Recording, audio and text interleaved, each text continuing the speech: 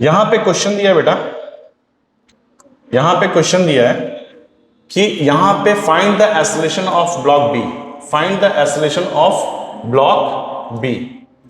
तो block B यहां पे दिया हुआ है, ब्लॉक ए दिया हुआ है, ब्लॉक ए का मास है 5 kg, ब्लॉक बी का मास है 8 kg, और यहां पे 2 पुली दिया हुआ है। पुली के बारे में इंफॉर्मेशन नहीं दिया है तो आप क्या करोगे, जब भी आपके पास पुली का इंफॉर्मेशन ना दे हो तो बेटा आपके सिलेबस में पुली जो है वो फ्रिक्शनलेस एंड मासलेस है, तो आपको हमेशा एज्यूम कर लेना है कि ये मासलेस और फ्रिक्शनलेस पुली है।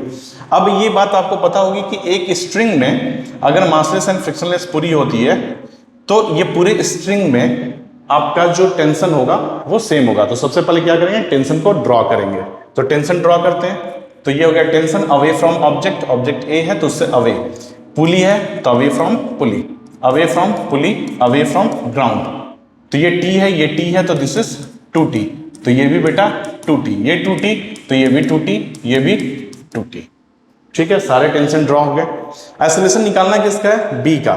तो हम क्या करते हैं, यहां पे कुछ एज्यूम करते हैं कि बी का एक्सेलरेशन जो है बेटा वो नीचे की तरफ ए है, मान लिया। ऊपर की तरफ भी मान सकते हो, अगर ऊपर की तरफ मानोगे तो जो आंसर आएगा वो नेगेटिव में आएगा, मतलब जो होना होगा वो नेगेटिव में उसका उल्टा आ जाएगा अगर आपने उल्टा लिया है तो बी जो है बेटा ए एक्सेलरेशन से नीचे जा रहा है, ए जो है वो बी एक्सेलरेशन से ऊपर जा रहा है। अब आपको पता है कि टेंशन कैसा फोर्स है बेटा, इंटरनल फोर्स है। तो इंटरनल फोर्स का यहाँ पे वर्क डन क्या होता है, 0। तो इंटरनल फोर्स का वर्क डन अगर 0 होता है तो वर्क डन का फॉर्मूला हमारे पास होता क्या है, एफ डॉट एक्स। एक्स क्या होता है, डिस्प्लेसमेंट, फोर्स इंटू डिस्प्लेसमेंट का डॉट प्रोडक्ट होगा। इसका अगर हम सम कर दें, सिग्मा लगा दे, तो जितने भी वर्क डन हो रहे हैं उन सब को हम यहां लिख सकते हैं। तो टेंशन के सारे वर्क डन को लिखेंगे इज इक्वल टू 0 होगा, इंटरनल फोर्स है। जो भी टेंशन यहाँ 2t, टी जितने भी टी हैं, टी हुआ, 2t हुआ, 3t हुआ, 4t किसी क्वेश्चन में है तो आप उसके समेशन के फॉर्म में कंस्टेंट इक्वेशन लिख सकते हो। सिखा रहा हूं कैसे लिखा जाता है। इसको डिफरेंशिएट करोगे तो क्या आएगा, F dot V is equal to 0। X को डिफरेंशिएट करो डिस्प्लेसमेंट को तो वेलोसिटी, वेलोसिटी को फिर से डिफरेंशिएट करोगे तो क्या आएगा, एफ डॉट ए। ये बेटा सारे क्या है, vector quantity, so is equal to 0 आया। अब यहां पे फोर्स क्या है, टेंशन, एक्सेलरेशन जो है आपने मान लिया है। तो यहां पे जो जो मास है सबका वर्क डन देखते हैं। तो ये मास है, ये टेंशन है, इस टेंशन के चलते वर्क डन, इसका डिस्प्लेसमेंट क्या होगा, उस हिसाब से इस टेंशन के चलते F dot A equal to 0 होना चाहिए। तो देखो टेंशन ऊपर की तरफ, एक्सेलरेशन बी जो है ऊपर की तरफ, तो इन दोनों का डॉट प्रोडक्ट क्या होगा, सेम डायरेक्शन है तो टी इंटू बी कॉस 0, क्योंकि सेम डायरेक्शन है ना ऊपर की तरफ, तो कॉस 0 हो गया, तो कॉस 0 इक्वल टू 1 हो गया। तो हमने लिख दिया टीबी प्लस दूसरा मास क्या है हमारे पास, बी, टेंशन 2t ऊपर की तरफ, फोर्स जो है 2t है, और एक्सेलरेशन नीचे की तरफ, तो 2t into A, but in दोनों का डायरेक्शन अपोजिट है इसलिए cos 180।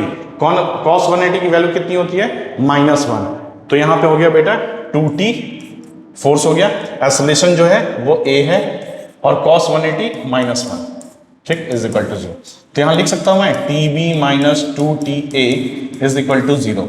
सो t से t कट गया, वो 0 चला जाएगा, b is equal to 2a आ गया। तो यहां पे एक हमें इंफॉर्मेशन मिली कि b की जो वैल्यू है वो 2a के बराबर है, दिखाई दे रहा है आपको, 2a के बराबर है, ठीक है, वो एक्सेलरेशन का साइन दिया मैंने। अब यहां पे हम लिखते हैं न्यूटन सेकेंड लॉ का इक्वेशन। तो न्यूटन सेकेंड लॉ का जो इक्वेशन है बेटा ऐसे लिखेंगे, देखो a कहां जा रहा है, ऊपर की तरफ जा रहा है, एक्सेलरेशन उसका ऊपर की तरफ है, तो हम ऐसे लिखेंगे, न्यूटन सेकेंड लॉ क्या होता है, F net is equal to 0। तो एफ नेट जो है ऊपर की तरफ है, तभी तो एक्सेलरेशन जो है F net is equal to M में, 0 नहीं एम में, यही होता है न्यूटन सेकेंड लॉ। अब एफ नेट जो है वो ऊपर की तरफ है, तो ऊपर की तरफ t माइनस मास लगा दो इसका, तो इसका जो मास होगा 5 kg का मास, नीचे की तरफ 50 न्यूटन, मास नहीं वेट बोलेंगे बेटा, इसका जो मास है वो 8 kg, तो इसका वेट 80 न्यूटन। अब t माइनस 50 करेंगे क्योंकि एक्सेलरेशन ऊपर की तरफ है, तो t minus 50 is equal to 5 into acceleration क्या है 2a, b जो है 2a के बराबर है, तो डायरेक्ट डाल दिया हमने। फिर इस मास के लिए लिखते हैं, तो ये मास कहां नीचे की तरफ जा रहा है, तो नेट फोर्स नीचे की तरफ होगा, तो 80 minus 2t is equal to 8 into a. अब इस दोनों में हमें निकालना क्या है बेटा, एक्सेलरेशन ऑफ ब्लॉक बी।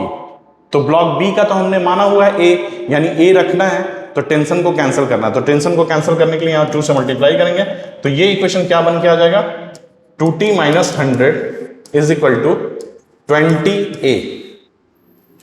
और यहां पे 80 दिखाई दे रहा है आपको, 80 minus 2t is equal to 8a। अब यहां पे टी कट गया, सो ये हो गया minus 20 is equal to 28a। तो a की वैल्यू कितनी आ गई, एक्सेलरेशन a कितना आ गया, माइनस 20/28।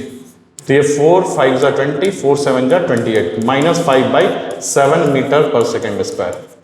अब यहाँ पे यही आंसर होगा बेटा। अब यहाँ पे तो मैग्नीट्यूड दिया हुआ है 5/7, सी का ऑप्शन है, सो सी इज द आंसर। अब ये माइनस का क्या सिग्निफिकेंस है, माइनस का सिग्निफिकेंस है कि जो हमने एक्सेलरेशन लिया था वो एक्चुअली में उल्टा होगा, यानी कि एक्चुअल में ये बेटा ऊपर की तरफ जा रहा है, ऐसे जा रहा है, 5/7 मीटर पर सेकेंड स्क्वायर से ये ऊपर की तरफ ब्लॉक भी जा रहा है। So this is the solution of this question.